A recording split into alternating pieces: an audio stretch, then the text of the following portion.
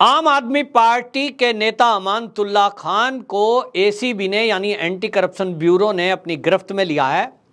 जांच चल रही है और जांच है भर्ती घोटाले की जो दिल्ली की वक्फ बोर्ड में भर्ती की गई, जिसमें नियमों को ताक पे रखकर अमानतुल्लाह खान ने अपने रिश्तेदार और सहयोगियों को भर्ती किया। अमानतुल्लाह खान पर यह भी आरोप है कि विधवा पेंशन में से उसने कमीशन खाया है, यानी वक्फ बोर्ड के जरिए जिन मुस्लिम महिलाओं को, विधवाओं को पेंशन दी जाती थी उसमें भी घपला घोटाला किया गया है। कई फर्जी नाम करके और उसकी एंट्री का पैसा खाया गया, ऐसा आरोप लगा था। और ये मुस्लिम महिलाओं की तरफ से बाकायदा शिकायत की गई थी कि उनके नाम पर पेंशन जारी हुई लेकिन उनको नहीं मिल रही है, किसी किसी में कट लिया जा रहा है, यानी उसमें कमीशन लिया जा रहा है। और इस तरह से भर्ती में भी पैसे लिए गए, ये आरोप लगे थे। इसी के बाद ये सारा जब लेखा जोखा गड़बड़ी हुई, जिसकी जांच एसडीएम करना चाहते थे लेकिन इसमें भी अनियमितता पाई गई थी और इसके बाद कंप्लेंट हुई थी एंटी करप्शन को। इसमें जब ये खुलासे अभी होना बाकी है, इसी बीच जो 4 ठिकानों पर रेड हुई थी, उस रेड में अमानतुल्लाह खान के 2 सहयोगियों के घर से 12-12 लाख रुपए और अलग अलग दोनों जगह से पिस्तौल मिली थी, जिसमें एक पिस्तौल विदेशी थी। अमानतुल्लाह खान के साथ ये सहयोगी तो गिरफ्तार हैं ही, इसके अलावा अब दिल्ली पुलिस का एक्शन हुआ है और एसीबी ने ऐसे लोगों को भी पकड़ा है। दिल्ली पुलिस ने ऐसे लोगों को पकड़ा है जो अमानतुल्लाह खान के ठिकानों पर जब रेड हो रही थी, एसीबी की रेड थी, तो उनको मारपीट की गई, धक्का मुक्की की गई और एसीबी के अधिकारियों को बाकायदा भागने पर मजबूर किया गया। एसीबी के सूत्र कह रहे हैं कि हमें पुख्ता जानकारी मिली थी कि अमानतुल्लाह खान के घर पे कैश इकट्ठा है और भारी मात्रा में हथियार इकट्ठे हैं। अब उनको लगता था कि हम तो पुलिस हैं, हमें कौन रोक सकता है, लेकिन उनकी ये गलतफहमी रह गई, क्योंकि भीड़ इकट्ठा हो गई और भीड़ ने एसीबी के अधिकारियों को वहां से दौड़ा दिया। और इसी के कारण एसीबी के अधिकारी कह रहे हैं कि जो हमें पुख्ता जानकारी मिली थी, उसके बाद भी अमानतुल्लाह खान के घर से हमें ना तो कोई कैश मिला, ना वो हथियार मिले। अब इसके लिए जब वो जांच कर रहे थे तो वो कहते हैं कि इसी बीच अमानतुल्लाह खान की जो पत्नी है वो मारिया के घर भी गए और उस ठिकाने पर जब वो जांच कर रहे थे मिला वहां भी कुछ नहीं। तो अधिकारी सोच रहे थे कि शायद उनको जानकारी गलत मिली है, लेकिन एक चौंकाने वाला सच सामने आया कि मारिया के यानी अमानतुल्लाह खान की पत्नी के जब 2 मोबाइल जब्त करके उनकी जांच की गई तो उसमें जो फोटो ली गई थी मोबाइल के अंदर, उसमें से एक फोटो ऐसी मिली जिसमें चादर के ऊपर हथियार रखे हुए हैं और नोटों के बंडल हैं। अब इसको देखते हुए पुलिस ने पूछा कि आपने ये फोटो ली है तो ये फोटो कहाँ की है। उस पर उसने कोई जवाब नहीं दिया, लेकिन जब घर को टटोला गया तो घर के कोने में वो चद्दर जो फोटो के समय डबल बेड पर बिछी हुई थी, जिसके ऊपर नोटों के बंडल और हथियार रखे हुए थे, फोटो लेने के पहले वो चादर घर में ही मिल गई। और इसी आधार पर अब एसीबी कह रही है कि ये जो चादर मिली है, चादर तो मिल गई, फोटो से मेल खा रही है, इसके ऊपर जो नोटों के बंडल थे और जो हथियार थे वो कहाँ हैं। तो उसको अमानतुल्लाह खान कुछ बता नहीं रहे और पत्नी तो ये कह दिया कि मुझे तो पता नहीं, पतिदेव हैं, ये जानते हैं किसको दिए, कहाँ से लाए, कहाँ गए। और इसीलिए कोर्ट ने 4 दिन की रिमांड अमानतुल्लाह खान की एसीबी को दी है। अब जांच का विषय है हथियार, जांच का विषय है वो बंडल बने हुए नोट, जिनकी संख्या अंदाजे में जो एसीबी के सूत्र है वो कह रहे हैं कि वो करोड़ों में है। तो सवाल ये उठता है कि अमानतुल्लाह खान जो दिल्ली वक्फ बोर्ड के चेयरमैन हैं और आम आदमी पार्टी के नेता हैं, अरविंद केजरीवाल के राइट हैंड हैं, ये पैसा जो 500 के बंडल थे, ये नोटों के बंडल और हथियार, इनका इस्तेमाल कहां होना था। इसी के लिए भारतीय जनता पार्टी के लीडर ये कह रहे हैं कि हमें पूरा पुख्ता यकीन है कि ये जो पैसे हैं और जो हथियार हैं, इनका इस्तेमाल गुजरात में होना था। इसका मतलब क्या ये निकाला जाए कि अमानतुल्लाह खान ये गुजरात के अंदर इन हथियारों के बल पे कोई दंगा कराने की साजिश कर रहे थे?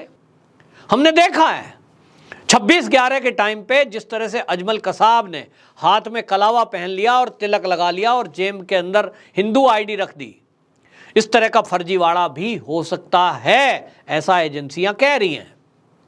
और इसी से रिलेटेड आपको बता दूं कि जो ये चीजें हुई, इसी से रिलेटेड एनआईए ने भी देश के 23 ठिकानों में अलग अलग पीएफआई के ठिकानों पर रेड की है। तो एक पुख्ता जानकारी एजेंसियों के पास ये आ रही है कि कहीं ना कहीं गुजरात चुनाव में डिस्टरबेंस पैदा करने की कोशिश की जाएगी, क्योंकि गुजरात मोदी जी और अमित शाह का वो गृह प्लेस है, वो गृह स्टेट है, वो वहीं से आते हैं और इसलिए टारगेट करने की कोशिश की जा रही है कि किसी भी तरह माहौल खराब करके और वहां सरकार बना दी जाए। और इसके लिए आप देखें कितना गहरा षड्यंत्र है कि कांग्रेस गुजरात के मैदान से आउट हो गई है, अपने आप को विड्रॉल कर लिया है।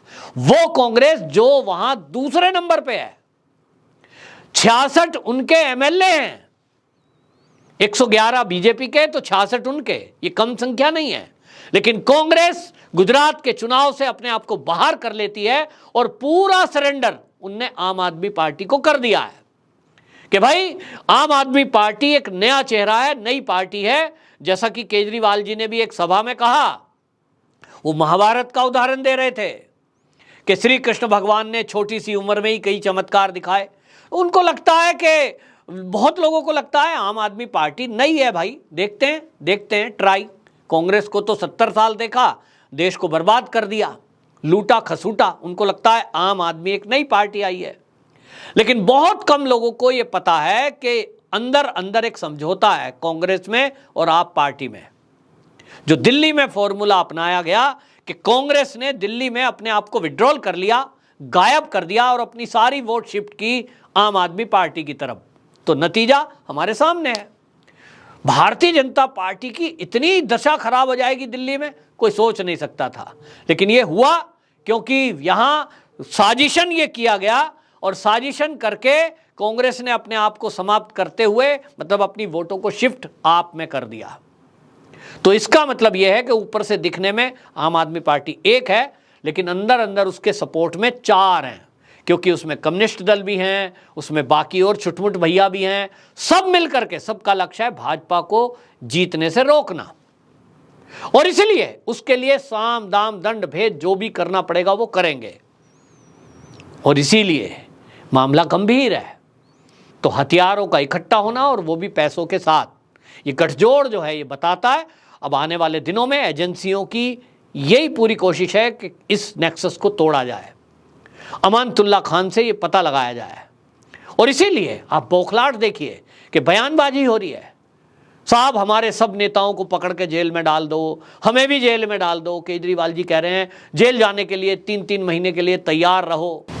ये जो अमानतुल्लाह खान जेल में गए हैं, एसीबी ने पकड़ा है, क्या ये क्रांति कर रहे थे कुछ देश की आज़ादी, देश की भलाई के लिए, किन्हीं की डिमांड के लिए कि इनको गिरफ्तार कर लिया गया है? साहब ये कह रहे थे विधवाओं की पेंशन दो, ये कोई सड़क नाली नहीं बना रही है, कोई इनाम का काम करके गए।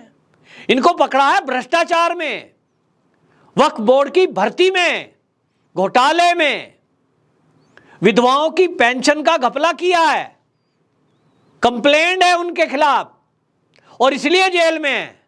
तो इनाम का काम नहीं है। जेल में ठीक है क्रांतिकारी भी जाते हैं, तो ये क्रांतिकारी के रूप में नहीं गए हैं, भ्रष्टाचार के केस में गए हैं। लेकिन इसको ऐसा दिखाया जा रहा है जैसे ये केंद्रीय एजेंसियां फर्जी केस बना रही हैं। फर्जी नहीं है साहब, वो जो पिस्टल मिली है, वो जो नोट मिले हैं, वो किसके हैं, वो स्वीकार भी कर लिया है उन लोगों ने।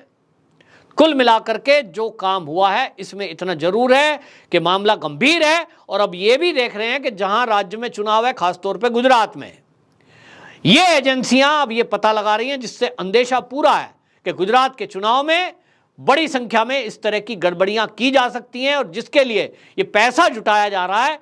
तो इसके पीछे वक्फ बोर्ड के लोग या इस तरह के लोग भी ये लगे हो सकते हैं, ऐसा एजेंसियों का शक है। देखा जाएगा अगले आने वाले दिनों में इस तरह की पोल खुलेगी।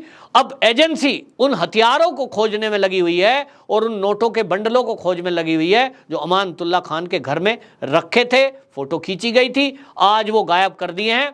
पब्लिक ने दौड़ा दिया वहां से, पब्लिक ने हल्ला गुल्ला कर दिया और अब अलग नए सिरे से मेहनत करनी पड़ेगी। लेकिन जरूर इतना तो है कि केंद्रीय एजेंसियां जिस तरह से एक्टिव मोड में हैं और सतर्क हैं, एक बहुत बड़ी घटना होने से शायद अभी फिलहाल तो टल गई है।